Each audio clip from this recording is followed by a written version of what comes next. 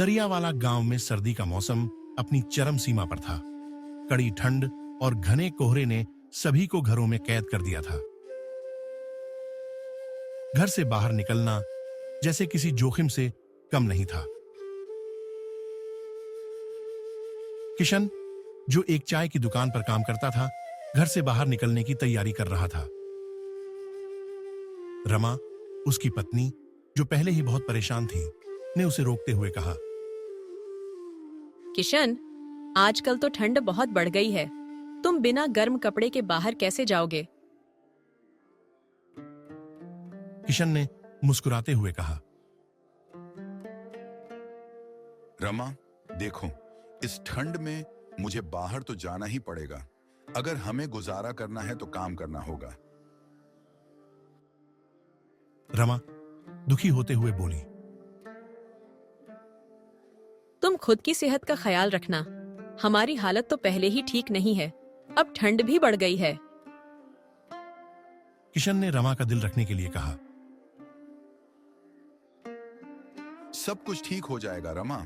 देखो, इस बार मैं ठंड को भी जीत लूंगा। मुझे कुछ पैसे लाकर तुम्हारे लिए गर्म कपड़े लाने होंगे और बच्चों के लिए भी।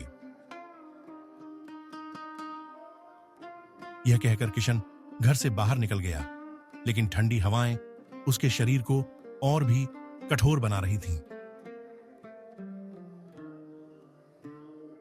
वह कड़ा मेहनत करने के लिए ठान चुका था। रास्ते में चलते हुए उसने सोचा, आज कुछ बड़ा करना पड़ेगा। कहीं ना कहीं से कुछ पैसे लाकर घर के लिए राशन और गर्म कपड़े लाऊंगा।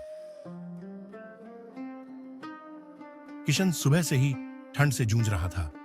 दुकान पर पहुंचने पर मालिक ने उसे चाय बनाने के लिए कहा और किशन बर्तन धोने के बाद चाय तैयार करने लगा।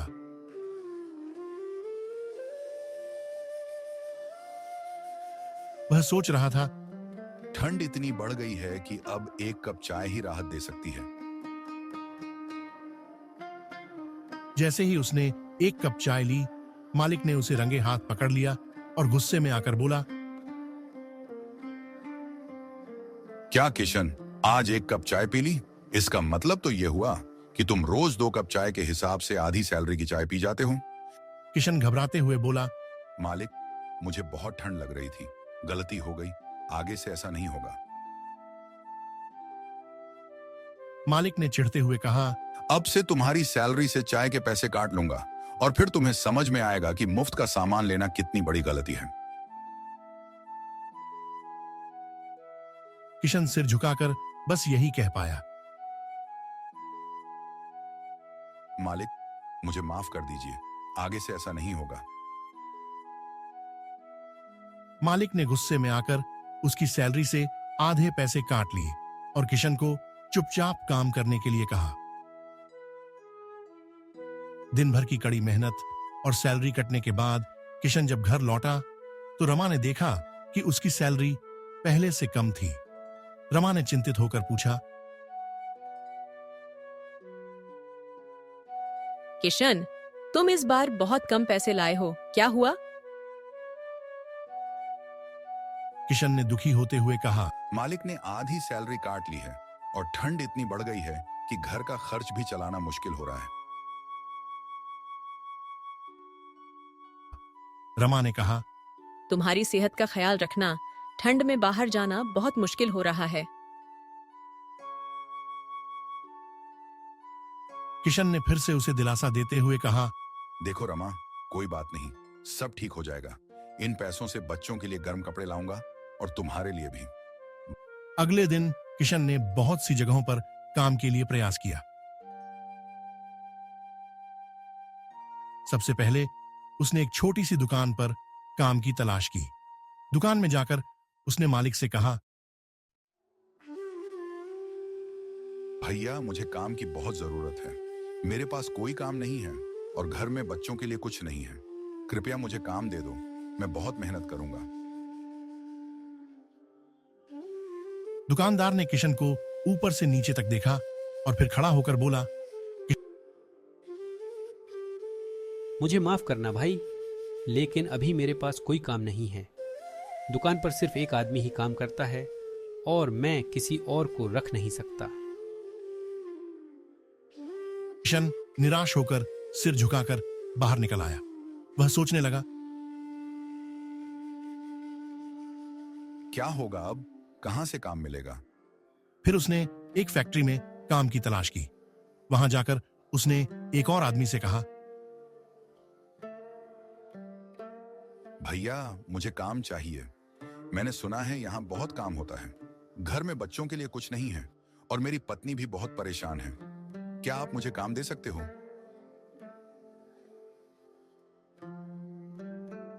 फैक्ट्री का मालिक थोड़ी देर सोचने के बाद बोला, तुम समझ नहीं रहे हो, अभी यहाँ काम की कमी है। कोई भी खाली जगह नहीं है। अभी कोई नई भर्ती नहीं हो सकती।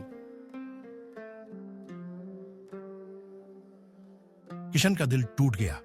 वह समझ गया कि मुश्किलें और बढ़ने वाली हैं। थका-हारा, निराश और खाली हाथ वह घर की ओर चल पड़ा। पूरे दिन के प्रयास के बाद भी उसे कहीं काम नहीं मिला था। जब वह शाम को घर लौट रहा था तो रास्ते में एक बूढ़ी महिला मिली। वह ठंड से कांप रही थी और उसके हाथ में कुछ सामान था। महिला ने किशन से कहा, बेटा, क्या तुम मेरी मदद कर सकते हो? मेरा घर यहाँ से बहुत दूर है और यह सामान बहुत भारी है। तुम मुझे इस सामान को मेरे घर तक पहुँचा सकते हो? किशन ने बिना कोई देर किए कहा, माताजी, बिल्कुल, मैं मदद करूंगा। महिला ने खुशी से कहा, तुम बहुत अच्छे हो बेटा। मैं जानती हूँ कि तुम मेरी मदद करोगे। किशन ने महिला का सामान उठाया और उसके साथ चल पड़ा।